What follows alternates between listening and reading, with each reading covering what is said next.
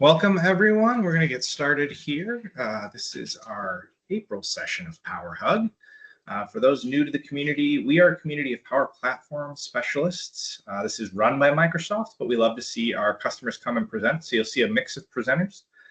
Sometimes it'll be folks from our global black belt team, technical specialist team, or our leadership team, engineering team even sometimes, talking about all things Power Platform. So our target audience here, if you're an admin, if you're a maker, or even if you're an end user, we'd love to see you here to learn more about Power Platform. We do have a community on LinkedIn where you've got a group of folks. There's a forum on there if you'd ever like to use that to post questions or cool stories. Feel free to join us there. You'll also find previous sessions of previous recordings of our sessions on our YouTube channel at Power Platform Hub. We're here the fourth Thursday of every month. Every once in a while, we'll move that around to accommodate a holiday or a Microsoft event. But as a rule, we'll be here on the fourth Thursday of every month. If you can find Randall or myself, Scott Dwyer, on LinkedIn, we'll always be posting about the upcoming sessions. If you're ever interested in presenting, we'd love to have you.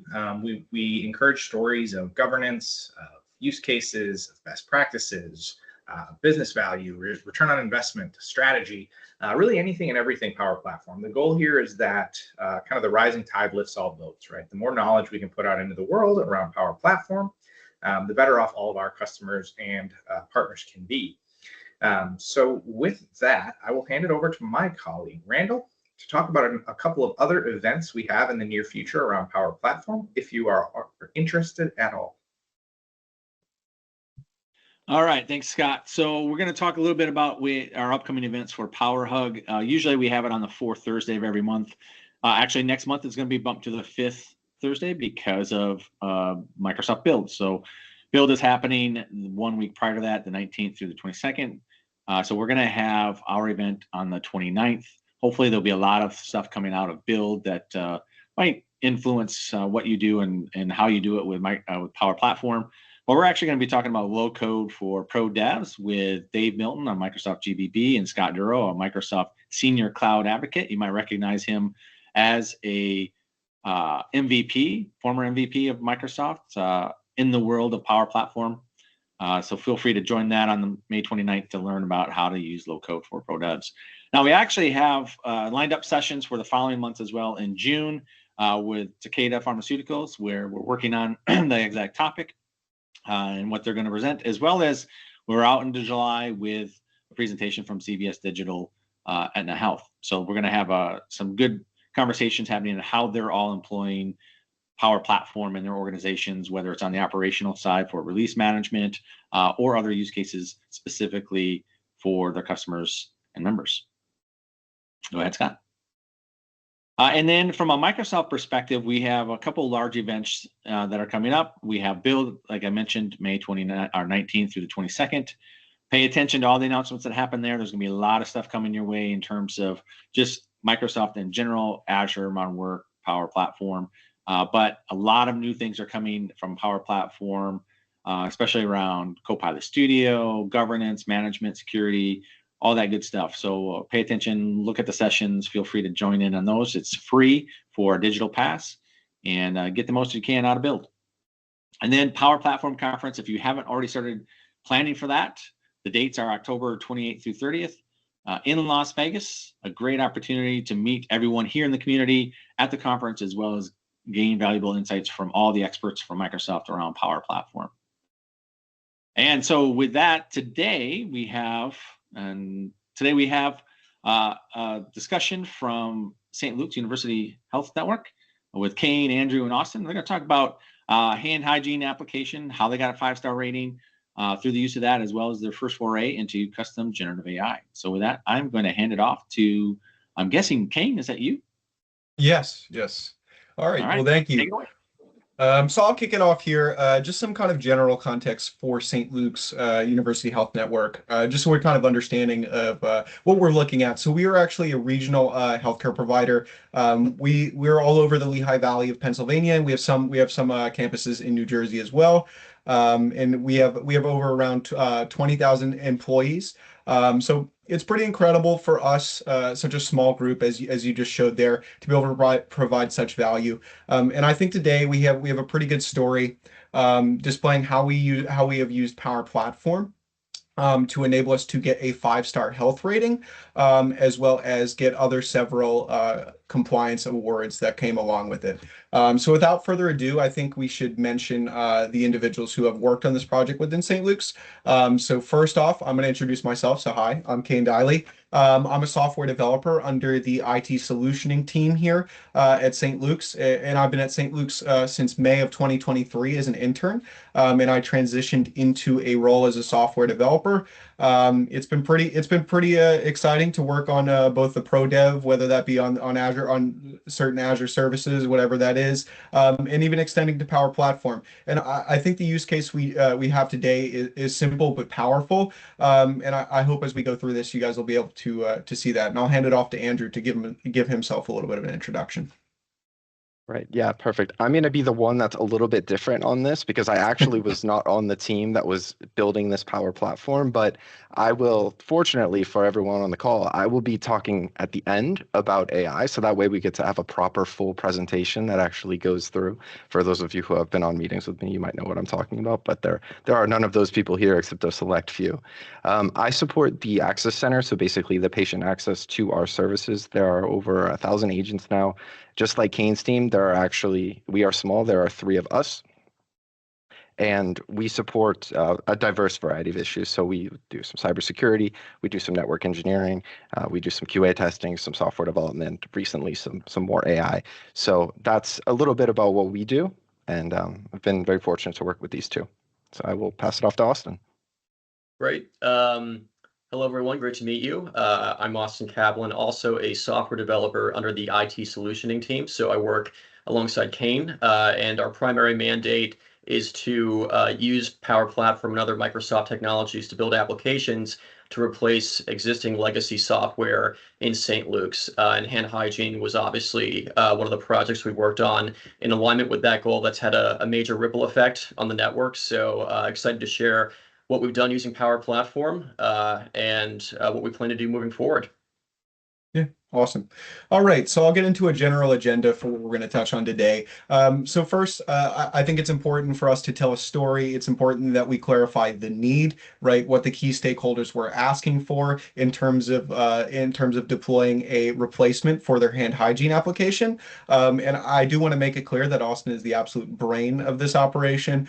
He's been the lead developer of this project, so he will go over most of these things here, to which he'll start to discuss the design, how we actually developed the software, deployment, things like that, user base, all of that we'll get into. And then post that, I think it's important to break out into the results to see what this application, although simple, has actually provided our network, and how impactful it's been.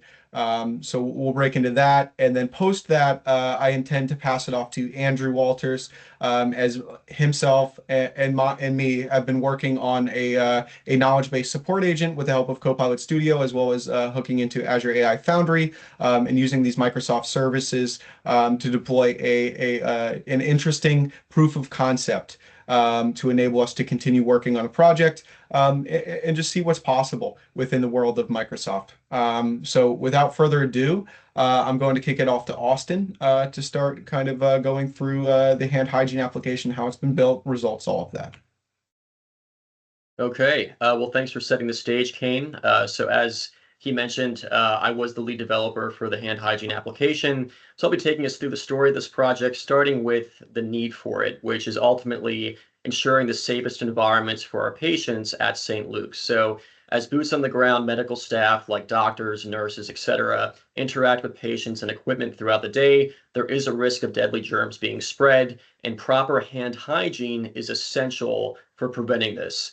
At St. Luke's, we have an infection prevention team that is specifically responsible for holding each of our hospital locations and units within those locations accountable for practicing proper hand hygiene in the workplace. So in 2023, this infection prevention team requested that IT Solutioning develop a new application to replace existing software called TST that they were using to collect hygiene data. They wanted something that was more user-friendly and could provide more granular reporting to help them make data-driven decisions on training these units, providing follow-up steps and educational programs. So the hygiene performance statistic in healthcare, to give everyone some context, that performance is measured by audits, which are individual records of a medical provider either successfully or unsuccessfully washing their hands while working. So the infection prevention team sets monthly goals for the number of audits each unit in a hospital location is responsible for submitting. So ultimately, this team needed an application that provided improved functionality, but they also needed it very quickly. So next, we'll discuss how Power Platform enabled us to meet those needs. Okay, and this relates to the design where we leverage Power Platform to create a hand hygiene canvas application, and working with Power Platform enhance the development process really in three main ways. The first one is enabling an effective and efficient development process. So as far as the canvas application itself, the benefits were really the pre-built templates, the drag and drop functionality, the reusable components that Power Platform's offering for Canvas apps, which eliminated a lot of the tedious grunt work that you would typically go through if you were to build something like this entirely from scratch. But at the same time, there's still enough flexibility to tailor the application to the user's needs, right? So really struck that perfect balance for us from a development standpoint. But the second component here is that it also offered improved user experience and accessibility. So the application's seamless integration with Microsoft Teams, its compatibility with mobile platforms made it drastically more accessible than the previous software that was being used. So medical staff can use the application on a workspace set up on the floor they're working in, or on a personal device like a phone or tablet to record whether or not their coworkers on the job are practicing proper hygiene as they're going throughout their day and interacting with patients. And the third aspect here is that Power Platform enabled us to provide advanced reporting. The application incorporates Power BI reports to provide focused reporting to measure hygiene performance at each campus by various time increments and break it down by unit and occupation and even individual at each hospital. So this eliminated hours of tedious work that the infection preventionist team would normally have to go through to compile this data manually, right? And so let's take a look at the application itself. We do have some screenshots that I'll briefly go over, but Kane will lead us in a quick demo just to demonstrate the functionality. But there's really a main user interface for audit recording that most of those boots on the ground medical personnel would be using. There's also an admin section just for the infection preventionist team to use. So Kane, if you want to just start with that main interface, the form, Yep. and then we can transition over to that system admin dashboard and go from there. Sure. Yeah. So I think it's important to mention, Austin, that, yeah, this application is simple. But what's interesting and I think is a cool approach that you've taken is you've actually kind of gamified the infection preventionist form here, where we have kind of like a goal counter and a monthly audit goal, which is all dynamic. So these goals are all set up based on dynamic monthly values based on particular locations. So I think that's important to mention that we're able to be pretty flexible and we're able to get creative when it comes to deploying these solutions, where most other third-party solutions that come in typically are not robust enough or not capable of doing such a thing. And I'll kind of transition into the reporting outputs, which are what we get out of this infection preventionist form that's filled out. So as Austin mentioned, I think the key functionality that we look at for this application, and that's providing the real results, is actually our reporting. So what's nice about it is we can generate Power BI reports based off of the data that comes in to track major KPIs that help with hand hygiene compliance, and that actually attributes to both the 5-star rating and the Leapfrog award that I continue to mention. So it's pretty nice, and most of these are personalized. And I think what's also interesting, and we'll broach on Copilot later in the demonstration today, but I think there's a lot of availability to extend this reporting with that Copilot built-in feature within Power BI, just because it creates all of this reporting to be dynamic, and we're really tracking important information here. Another cool feature that I did want to touch on, as I mentioned, those locations are actually dynamic. So this actually enables us to set up dynamic locations within the hospital. Let's say a particular care area ends up leaving or moving. We might need to remove or add it, as well as we might have to add particular units per those campuses. And what's nice about this is we're actually able to set those dynamic goals, as I mentioned on that observation form. So particular care areas might have different goals, and it's all pretty dynamic and seamless, and that all integrates back in with our reporting, which is super efficient. And it's all self-service within kind of the user portal. And we have all of these different kind of functionalities that are roped into this one application, such providing them, I think a great deal of value. So I'll pull it back to the presentation, Austin, if you kind of want to go over maybe the key KPIs and reporting outfits that kind of signify meaning for what we're talking about here. Yeah, absolutely. We're also using Power Automate to create a high-level report that's sent to the entire infection prevention team on a weekly basis, just to give them a status update on how every campus location is performing. So again, lots of manual labor alleviated from their shoulders. And to your point, Kane, just to sort of go into a little bit more detail on the reporting. So Power Platform has been incredibly helpful from a Power BI standpoint. There's dozens of visuals that the infection prevention team can use to track hygiene compliance rates, which is a percentage calculated using the number of audits with successful hygiene recorded divided by the total number of audits for a given unit or campus. So as a direct result of implementing the hand hygiene application, we've seen a gradual improvement in hygiene compliance rates from the high 80% range, which is when the application was first deployed for its first month, January 2024, to now being in the mid to upper 90s, leading into 2025. So as infection preventionist users look at this data, hold their campus locations and their units accountable, they're able to make sure we're reaching the highest standards possible. And in addition, these reports are easily exported to Excel or image format, allowing the infection prevention team to quickly compile the necessary data to be certified by Leapfrog, which is a nonprofit organization dedicated to improving quality and safety of American healthcare. So they really set the national standard for healthcare quality in the workplace.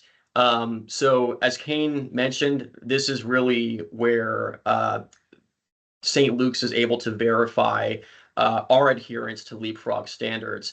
And that really leads into the next slide, which details the results.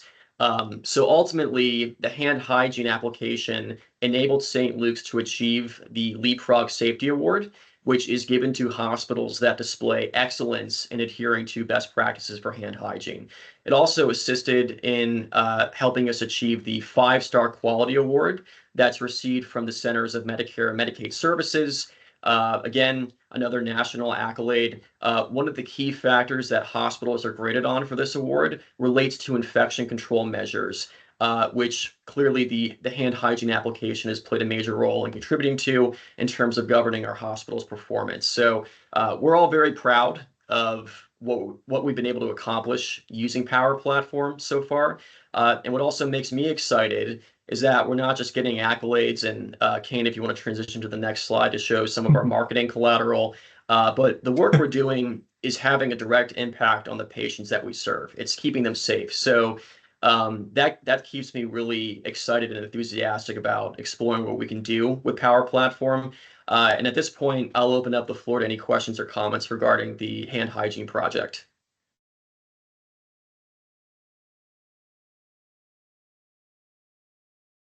I guess I have a question for the team, and that is, how long did it take you to transition to Power App and the Power BI dashboards?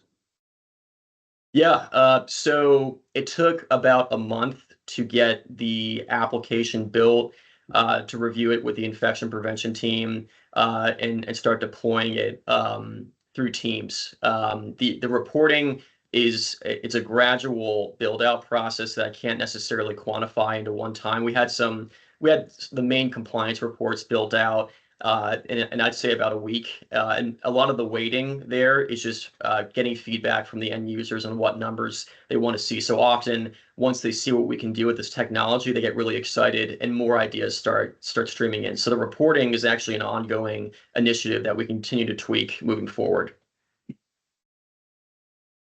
Has there been any use cases that have been a derivative of this that you're either working on or have already delivered?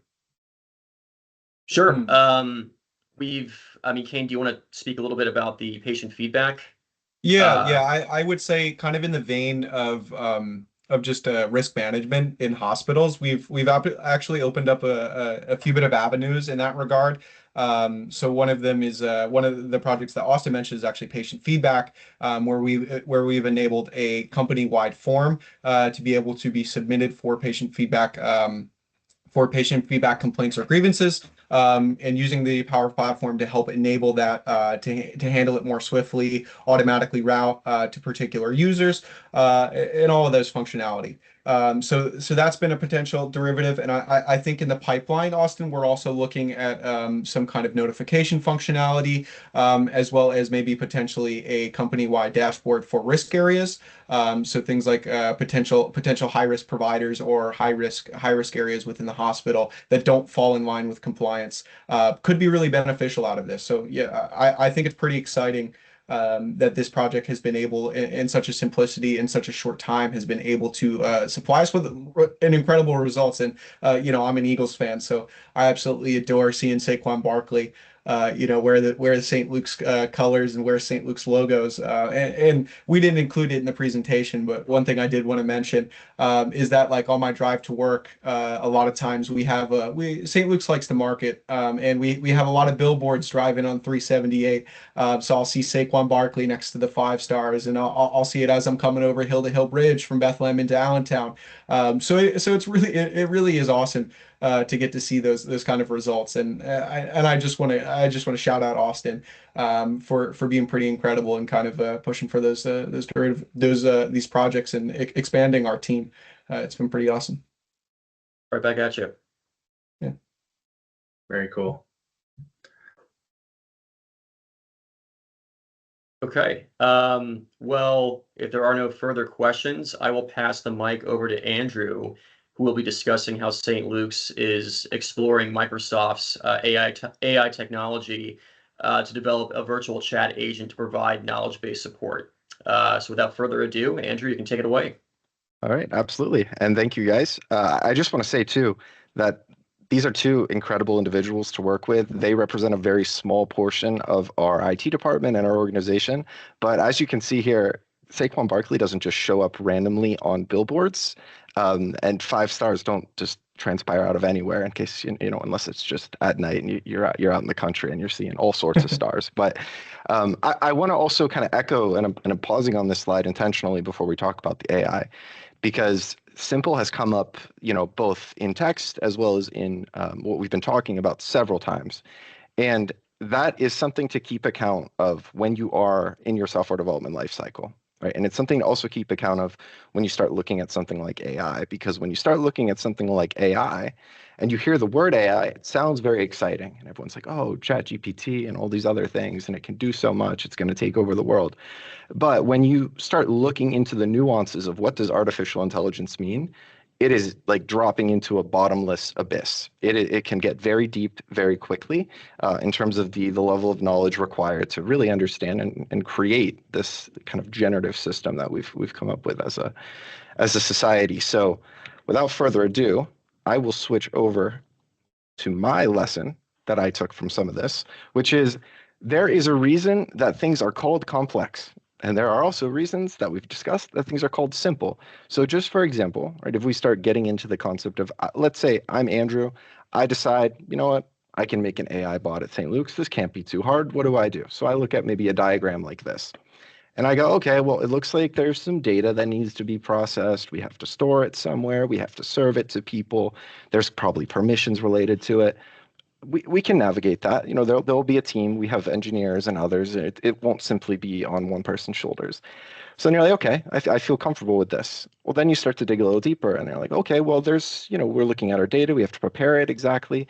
We're going to have some knowledge of statistical principles and mathematics and how that extrapolates into other criterion. Like if we're going to do word embedding and we want to look at kind of semantic importance, you're going to have to be able to understand something like this. And whether you decide, hey, I need to know more about it or less about it, that can be up to you. I guess that your use case, if your brain can still hold the information, I would encourage you to try.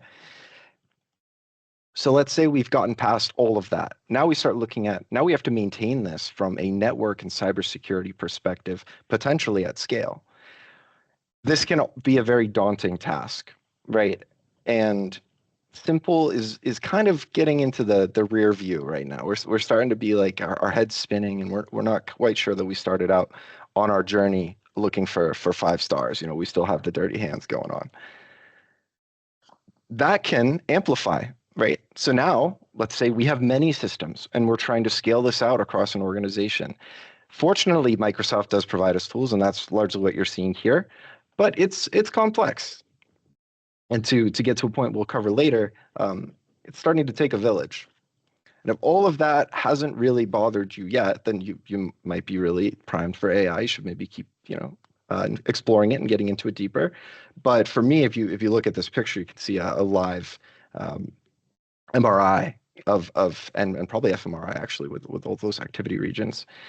And it's not looking good for my brain with all the exposure I've had to this AI. So, you know, fortunately, I've had Kane there with me, and his brain's hopefully looking a little bit better. But jokes aside, it's been very good to be a part of this journey, and it's complex, but you do learn a lot. So my brain could easily be coming out of this skull. All right. So let's break it down then from all of that into how are we going to implement this solution. So one of the things that's been very nice, and we've worked very closely with Microsoft, is there are many tools in the shed to get to where you want to be. Just like how Randall's question was, you know, how long did it take you guys to decide you wanted to use dashboards in a particular capacity? It can take a while for you to decide how would you like your AI solution to work? What's your maintenance cycle going to look like? How much time do you have to implement this? What is your system and what is your organization's comfortability with Microsoft products? If you are going to go down this road, is that advantageous to you from, you know, an authentication perspective? All considerations when we're looking at that. So it's kind of funny, on our journey, we largely started with the Microsoft 365 Copilot. And we're getting used to that, and we're practicing prompt engineering, and we're working closely with Microsoft, and we're trying to get our user engagement up to utilize that so that we could figure out, do we need to buy this large scale as an organization or don't we? And fortunately, there's been a tremendous amount of interest, and we've been able to increase the amount of users who actually have M365 Copilot licenses for us integrated within their O365 applications.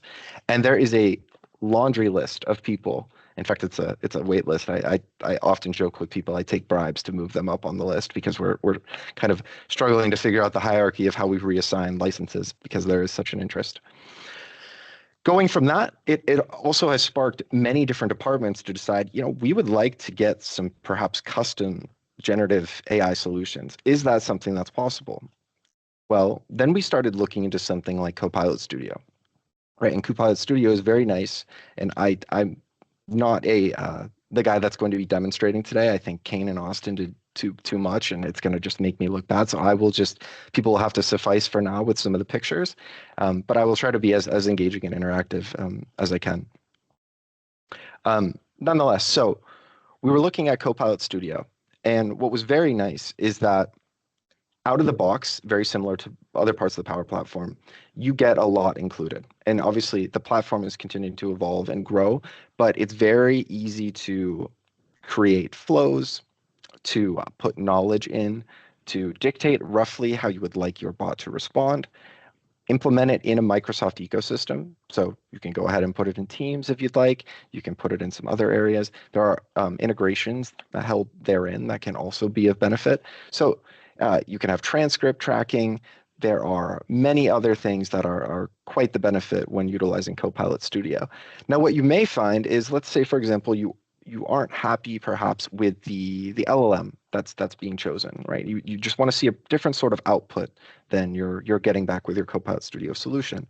Well, then you need to start thinking about maybe something like an AI Foundry. And this is funny. I'm going right to left on the screen rather than the convention, but this has largely been our St. Luke's path. Really, we have followed this.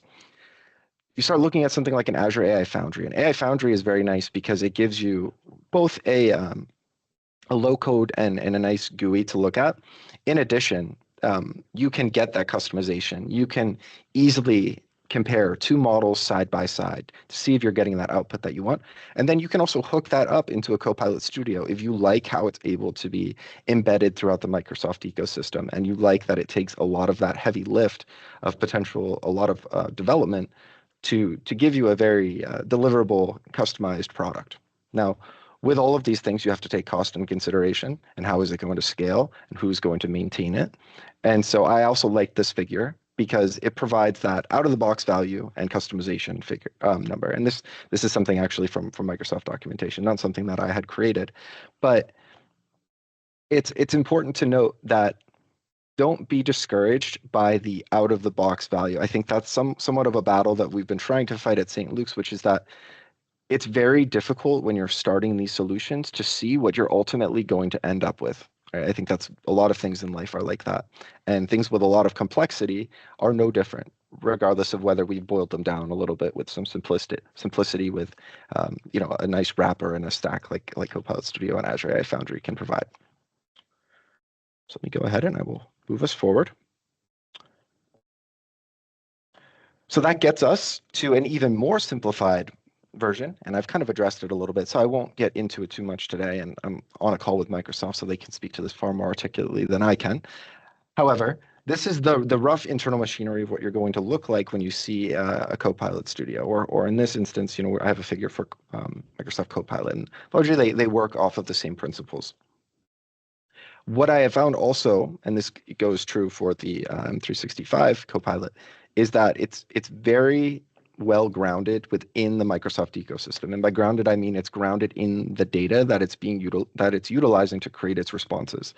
One of the problems that you run into with generative AI solutions is you don't want them to hallucinate. You don't want them to provide information that isn't relevant to the context of the person, right? Let's say I'm a physician in a hospital. I don't necessarily want to have to be indexing against something that is only looking at material consistent with someone who is in a related field but slightly different, like a veterinarian, right? So something just to kind of keep in mind. And again, I'm keeping it very high level here. Like I had shown before, obviously the brain damage from the AI is taking hold. But if there are any more specific questions where you kind of want to get deeper into the weeds, I'm happy to discuss that. So I wanted to take this back as well and talk about, so now that we've covered all of those things, we know what solutions are in our AI stack, roughly how we can implement them. We have a nice wrapper like an Azure under the hood. We can customize with a Copilot Studio, integrate it very seamlessly. What are we going to do with that? So this is the difference between Kane's team and my team, is that I support the Access Center. They have the fortune of being able to solution throughout the network. And unfortunately, what we do see is that it can be difficult within their abyss of documentation at times to be able to quickly locate that, facilitate whatever would be required to our patients, some of which are calling because they're having significant distress or issues and need to be connected with a provider. So time is really of the essence. We have to be cognizant of that when we're building our solutions. Something like latency becomes very important, right? And so that's a nice consideration. If you're staying within a Microsoft stack, you should be a little better in that regard. However, there are many other pieces at play that can influence that, which we could discuss later if there would be any interest. But nonetheless, we started with that principle, right, of how do we help retrieve knowledge for people so that they can facilitate these conversations. We ended up with a POC that we've largely created with Copilot Studio. And we've tested it with a few people just to see the general feedback and how we would want to scale this out and whether there would be value provided. And fortunately, the answer to that was there would be a lot of value provided and that there was a tremendous amount of interest. And that interest was not only from our agents who were, I remember the day when Kane and I showed it to the first person, they were like, wow, when are we getting this? And every time we've ever, teased it or did a little bit of a POC, that's been largely the same sentiment. So it's been great. And from a CTO level and from a CIO level, there has been a tremendous amount of support for this project, for AI on the whole. And it really does take a tremendous team to be able to accomplish all of these things. And fortunately, we have that as well as the interest and effort to be able to make that work and shine at St. Luke's. So more to come. Perhaps we'll get invited back to another Power Hub and we can talk a little bit more about what that might look like. Everyone needs a hug every once in a while, right? So this will be part of my pseudo demo session. So this was our original iteration, and I know it looks small and it somehow got morphed on this slide, but nonetheless, this was Saint. So Saint was not too creative, right? We have St. Luke's, so we just took the first part. Luke's was already taken, so we're like, okay, we'll defer. And this was our first foray into just generalizing a POC for this. We were able to get some responses. It's much too small to see it there, but it was very nice to work with. We were able to show immediate proof of concept, and this has allowed us to extrapolate these use cases and bring Gen AI, which was pretty much before this point not thought of as something that we could do internally, that was more of an outsourced to vendor piece, just something that was far more tangible that perhaps we could start down a road of even extrapolating and maybe building an orchestrator and microbot architecture. The next iteration of this is going to be called Vesta. So Virtual Enrichment and Support Technology Assistant. It's got the reason being is that Vesta was one of the gods in the Roman pantheon who kind of started the fire and kept that going within within the hierarchy of that system. So we thought it would be fitting that since this project is kind of starting some of these things, that perhaps we do something like Vesta. And there haven't been enough complaints to deter it off of that track so far. And when you query it within our internal knowledge bases, I think when you type in Vesta, it only returns about 3 responses right now. So I think we're good in trying to keep exclusive. So that was also important. It's no fun to have a bot if it doesn't have a fun name and look cool, right? And that's another piece of Copilot Studio, which is nice, is that it gives you a very solid interface that people are familiar with because it's part of that Microsoft ecosystem. That was just a little bit of a peek there. And this is kind of our efforts to date, all the things that we've done. In fact, I ripped this from a slide that they had asked us to create for the AI governance board so they could see what we had been doing. And fortunately, it's been quite a bit that we've been able to accomplish in a relatively short period of time. And a lot of that is due to this continued support that we got from Microsoft through this process. Can be a very steep learning curve, but we've been very fortunate to work with the Innovations Hub, have many build sessions. We've had a lot of conversations with different engineers. Adam Hallback's been amazing. I had to give him a shout out at some point. He's been extremely, extremely beneficial for us in this process. He was one of the people we actually got on the Power Hug, so which was great. And I when he offered us too, I said, you had me at Hug, so need we say more? Just for those who have stayed with us to this point, I wanted to give you guys a nice little fun, maybe childish sort of diagram, but it's not as pretty as the Microsoft ones, but it did actually go to our architects for review because we needed something in a pinch and they did like it, so that was good. This is roughly when you start going from where we started this presentation with to starting to boil down and understand what's going on. You can simplify that, not only through a platform like Copilot Studio, but just in terms of how you're going to think about it and how you're going to articulate this to people. Because what is also important, that is, I think, very, very, very important to projects, especially with high technical complexity, is you need to be able to convince people who are perhaps non-technical that what you're doing is justified. Right? And if you start using all of these terms they don't understand, you're not necessarily knocking on the right tree and the right door to be able to get into what you'd like to see. So very important to keep that in mind. As we move forward and we start looking at our first iteration, again, you probably saw the timeline on there. We're looking to have that in June 17th. So just past the Ides of June. We're away from March enough too, so we should be good with the Ides problem. But we're really looking forward to getting into the next phase, which is, now that we have our data ingestion, now that we know roughly how we're going to deploy this, we have some ideas about the future, about how we would scale this and what else we would bring into our bot architecture. We're very excited to give this to our users to get some feedback testing, to start, working with our eval sets and making sure that we're really providing the value that we thought we would have, because it has come up earlier on this call. But I think the reason that we do these things is it's not an ego thing. It's not a matter of this looks very cool that I'm able to think in this regard. We do this to help the patients, right? If you want to go make a tremendous amount of money in AI, there are a lot of people who have done it. That's one way to do it. If you want to make a difference with AI, you can do that in many different capacities. So and again, this is something that has taken a village, and we're fortunate enough to present on it right now. But there are so many people behind the scenes who have given us these opportunities or who have made this possible. So I just wanted to point that out. And this is our conclusion.